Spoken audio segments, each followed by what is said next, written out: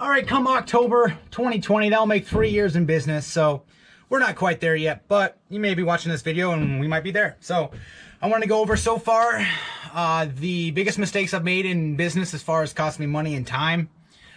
Because I try to, I watch, I do research, I watch, I do my homework, watch YouTube videos and learn from other people's mistakes. So I haven't made some crazy big mistakes, but I've got my fair share for sure. So we'll go into it. I'll start from the smallest and then kind of keep going and going and going. So the first big mistake, there's been small mistakes that cost me an hour here, half an hour here, forget some materials. That's going to happen that doesn't happen very much anymore, but it did happen. But I bid out basically you're hanging a TV, but they want a little wood cubby inserted inside the drywall because it's over a fireplace. So I think I bid that job out for about $290, including materials, like just a, one, I already had a half sheet of half-inch plywood. So I was like, hey, no problem. I can, make one little small header and mount the TV, will be good to go. That job took me all day, basically making sure, cutting it down. I didn't have all the tools I have today. So that's another reason I was, I had like one square and trying to get everything, correct. And it wasn't quite right, but it's behind a TV. So, I had to hand paint it. And, I lost money doing that job just because, it just took me all day, materials and everything. I think it was less than $300. So her customer was happy because, it was behind the TV. She got, I ran the electrical and ran everything behind it. Man, what a nightmare. It took all day. I did it right. It's a learning experience. The cubby had electrical and low voltage in it.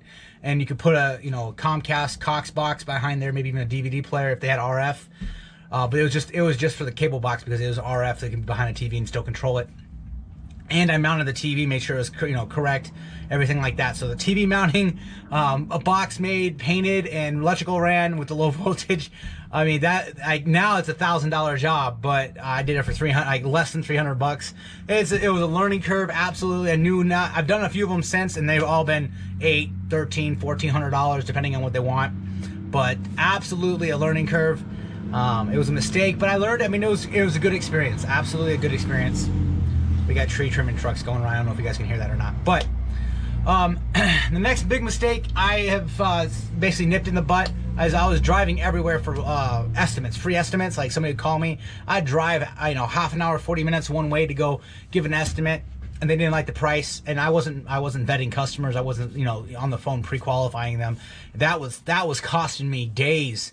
There's so many, 3 or 4 estimates a day. I can try to get them all in one day. I land, half, maybe less than that, if that. And I was like, man, I am losing all this time. So that's, charging for estimates and just being real picky with the people I work with saves me so much hassle. And I've said this before on other videos, but saying no to a job or, having a customer, say, oh, no, you're too expensive. Or you just saying, hey, this is not a good fit. I'm too busy, whatever you want to do. But it almost feels better than actually landing a job because you're like, I don't have to do that job. I don't have to do this. I said no to a large, small 6-figure job last year, and it is a weight lifted off my shoulders. I was just like, oh, thank goodness. I don't have to drive all the way out there, et cetera, et cetera. So knowing not to do, knowing when to say no and knowing not to just, jump right out and go do an estimate for somebody that's completely free. They don't care. They're not going anywhere. You're the one spending all your time. So that was absolutely just, oh, man. I had a job. I'll input some pictures here as well. But I had a flooring job that I hired somebody to do. Basically stripping off some carpet and then just sanding it out. They had hardwood underneath it and finishing it out. Polyurethane, like 3 coats. They messed it up when they were cut. Just wanted to cut in here a couple quick pictures. Basically restripping everything. Making sure that it's up to the standards there. So yeah, that's what it looked like. And the carpet out, they razored the actual floor and they didn't sand it out. They just left it there. So when they polyed it, you could see the razor lines. And I looked over it. I didn't see those spots. So I didn't inspect. It's on my fault. So I paid them and they just said, hey, we're not coming back. That's, it is what it is. So I had to pay another flooring guy to come out and do it correctly. So that cost me $1,000 right there. $1,000 out of my, it's out of my, it's right off my profit. That was just, wife wasn't happy, I wasn't happy, but it was my fault. Learning experience. I always double check everybody's work before I pay them. Absolutely. So you too, if you're subcontracting something out, make sure you have a subcontracting agreement and you inspect all their work. And if it's not up to what your contract says or what you agreed upon, they're not getting paid, right? So, and if they're not licensed, they can't put a lien on your house, right? So that's another thing. Make sure you have all the licensing, right? So that was costing me $1,000 right off the top. I would say that was a pretty damn good learning experience. I think that was 2017 or 2018. That was, so it was Marchish, give or take. So hey, it is what it is. I'll throw some pictures and you guys will be able to see, the finished product for some points of reference here. The next one, I broke a mirror. It was like a 8 by 4, I would say 8 by 4 foot, 8 foot by 4 foot mirror. Had lighting inside. I was just contracted just to replace the light fixtures.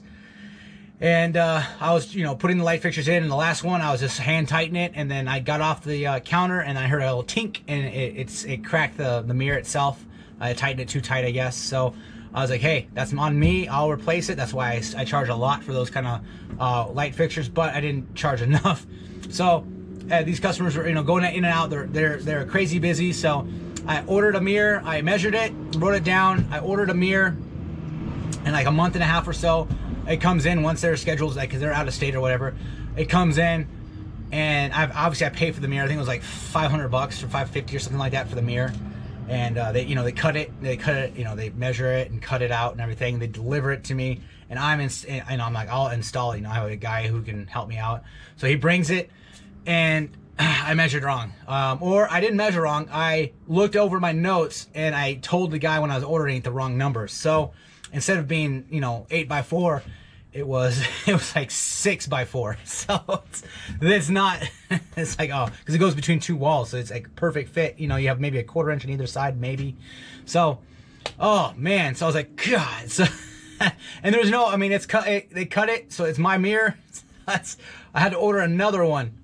And that was, he gave me a break. I was like, hey, listen, I don't know what I was thinking, but I messed up, and it's actually 8 by 4, not 6 by 4. He's like, what? So I get another one, and I, back and forth. The customer's like, all right, no problem. The mirror's still up to the one I cracked, so it's not like a safety issue or anything. But I get that mirror in there. Finally, I have to bring it in. I pay for him again, and then I install it. Well, de-install what light fixtures I just did. Re-drill holes with diamond bits into the mirror. Be super cautious, running. Yeah, so I'll glue it all up there, make sure it stays. It's great. I'll show you a picture. I'll throw a picture in here as well. But with labor, the helper, with my labor, the mirrors that I had to pay for, it cost me about $2,000. So, what you gonna do, right? So it's $2,000 mistake. Just slow down. Make sure you double check. Nothing's in a crazy rush. This job, it was like months. Because they weren't in a hurry, and I was busy with other jobs. I was like, I'll take care of it. I'll pay for it. So I did, absolutely.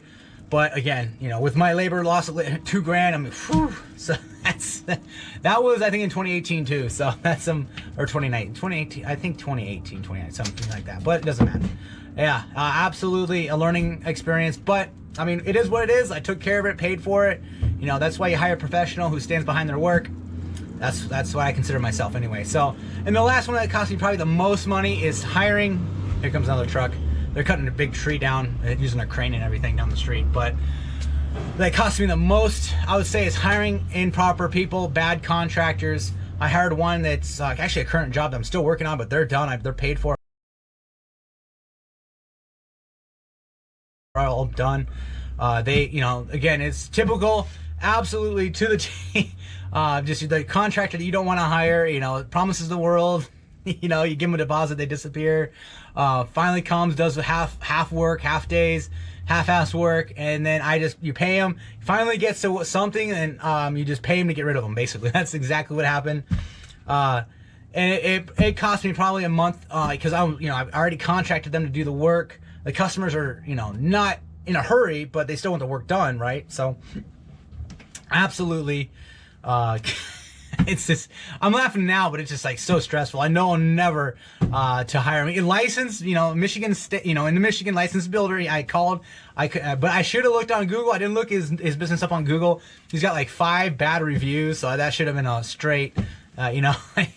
Everybody can have one. I got 1 4-star in my Google, but he had like 4 1-stars. So I was like, oh, I should have looked at it. But the customer's like, did you look at it? And I'm like, oh no, damn. So anyway, so cost me about a month on the job site. I had to redo some of his work personally just to get it done. Get you know corner beads on drywall. Just, I mean, it cost me. The work got done, I'd say, but it still cost me more as far as, you know, time on the job site, everything like that. It definitely cost me over $2,000 for sure. I mean, probably less than 6,000, but more than $2,000 as far as time, headache, all that kind of stuff. So far, as in, was this April 2020, not 2019, 2020, that's my biggest mistake so far, is being in business for myself.